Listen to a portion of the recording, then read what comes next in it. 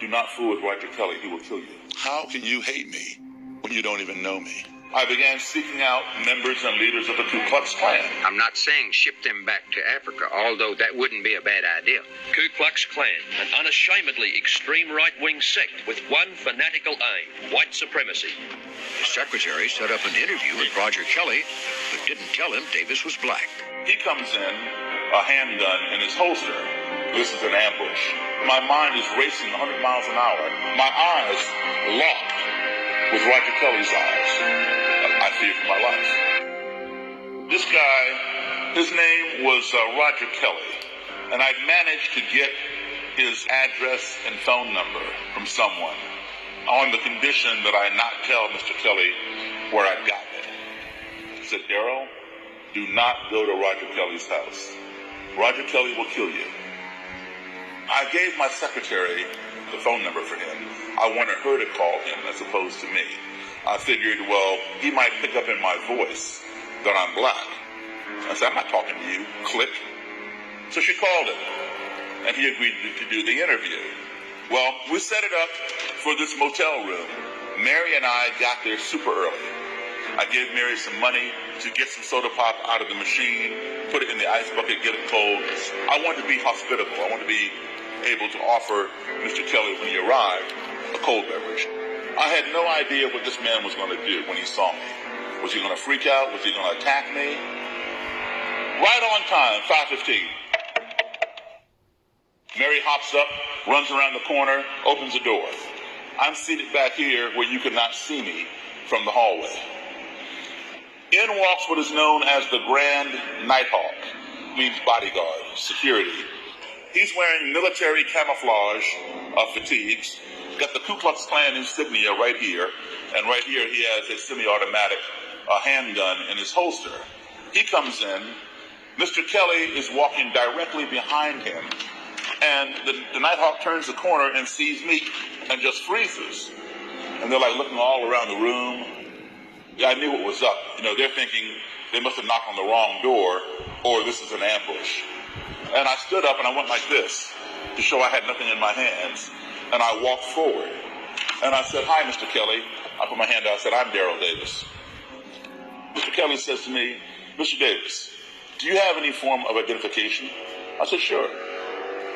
So we got into this, into my interview with Mr. Kelly.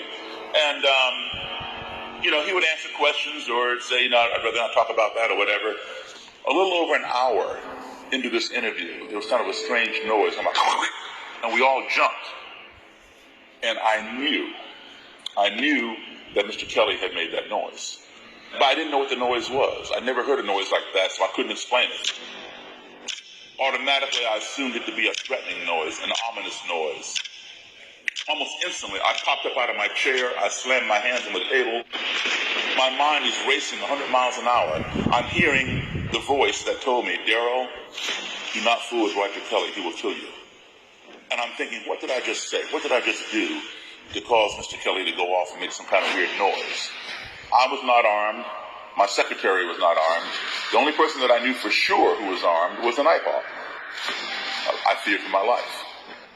My eyes locked with Roger Kelly's eyes. I didn't say a word. I didn't have to, because my eyes were speaking loud and clear. In fact, my eyes were shouting so loud at him he could hear my eyes. My eyes were saying to him, what did you just do? But guess what? His eyes were saying to me, what did you just do? Right? Well, Mary, she's sitting on top of the dresser. She realized what happened. The ice in the bucket next to her melted and the cans of soda fell down the ice. That's what made the noise. And then it made it again, and we all began laughing. We all began laughing at how ignorant we all were. I'll say this was a teaching moment. The lesson taught is ignorance breeds fear. We fear those things we don't understand. If you do not keep that fear in check, that fear in turn will breed hatred. If you do not keep that hatred in check, that hatred in turn will breed destruction. We want to destroy those things that we hate. At the end, I thanked him very much for his time. I shook his hand. He wished me luck. He even gave me his clan card. He said, keep in touch. He and the Nighthawk left. On my way back down the highway to my house, I said to Mary, I said, I rather like Roger Kelly.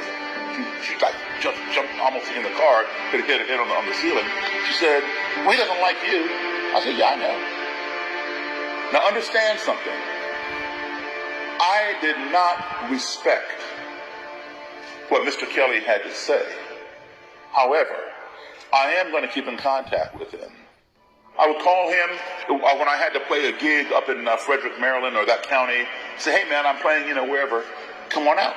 He'd come. He'd bring the Nighthawk, and he'd come down to my house. And the Nighthawk would sit on my couch next to him. Sometimes the Nighthawk would get bored and pull out his gun and just like twirl it on his finger while Mr. Kelly and I are talking. Now, here's a man who did not like me, who felt that he was superior to me, but yet he would sit at my dining room table and eat with me. Or we would go out and have lunch or dinner. So this went on for a couple of years. By the end of a couple of years, he was coming down to my house by himself. No Nighthawk. He trusted me that much. He began inviting me to his house. I'd go to his house. I would see his clan den where he would have his clan meetings, things like that. I picked some more notes from my book. Then he began inviting me to clan rallies. The strange relationship of a KKK wizard and his black buddy. They talk and talk some more. Davis learning about the Klan, Kelly learning about Davis. We get to know one another and we do different things. It hasn't changed my views about the Klan, because my views on the Klan's been pretty much cemented in my mind for years. Mr. Kelly and I would continue our conversations even after my book came out. Over time, that cement that he talked about, that held his ideas together in his mind, began to get cracks in it. He began questioning some of his thinking based upon the conversations that he had with me. And then over more time, that cement crumbled and fell apart. And then a few years back, guess what? Roger Kelly quit the Ku Klux Klan. I got more respect for that black man than I do you white men. Sometimes we don't agree with everything, but at least he respects me to sit down and listen to me. And I'll respect him to sit down and listen to him. Do you think that you had something to do with Roger Kelly leaving the Klan? Oh, I know I did. It was an exchange of information that made him rethink his ideology. And when Roger Kelly quit the Klan, he gave me his robe and hood. He and I became the best of friends.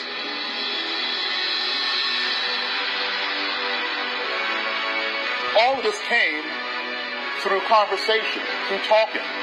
When I first began interviewing Klan members, they felt I was inferior.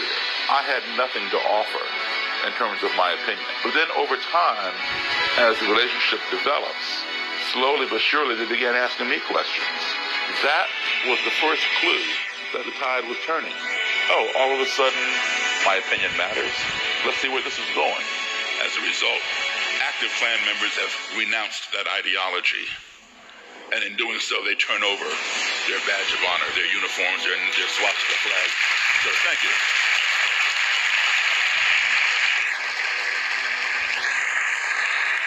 All right, my friend.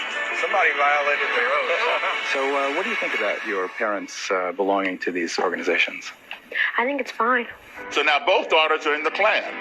And their father, he got sentenced to 10 years in a federal prison. So I thought, you know what? I'm going to call Tina, the mother. She hit the roof. Wanted to know, how did I get her phone number? What did I want? Blah, blah, blah. I said, Tina, shut up and listen to me for a second. I drove them out to their father was in prison, so they could visit him. And nobody in the Klan had ever done that for them before. And so they had a turnaround. Well, my little girl came a long way. No thanks to her father and I. We really did our best to destroy our kids. And I do believe God does work through people, other human beings, and he most certainly uses Daryl Davis as an instrument because that man has touched a lot of lives. How many members of the KKK have you stopped being members? Directly, between 40 and 60 people. Indirectly, over 200. People tend to feel comfortable around things with which they're familiar. And sometimes they may become xenophobic or develop a fear of things that are different. That fear can be overcome. If they go beyond that fear and develop a hatred, that's harder to overcome. We're not so naive as to think that everybody is going to change. No. There will be people who will go to their graves being hateful, violent, and racist. But if somebody is willing to sit down and talk with you, there's an opportunity to plant a seed.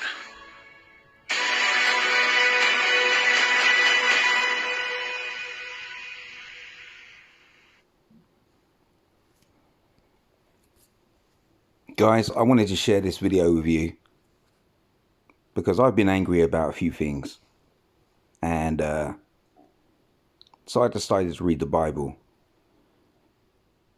and I came up with this. Proverbs 15 verse 1. It says, "A gentle answer turns away wrath, but a harsh word stirs up anger." And I just want to say to the people that I've wronged, I'm sorry. And the people that have wronged me, I forgive you. There's nothing more to say to this, and I hope that things turn away and get better for everyone. Peace and love to you all. I've given this a lot of thought, and this is my position.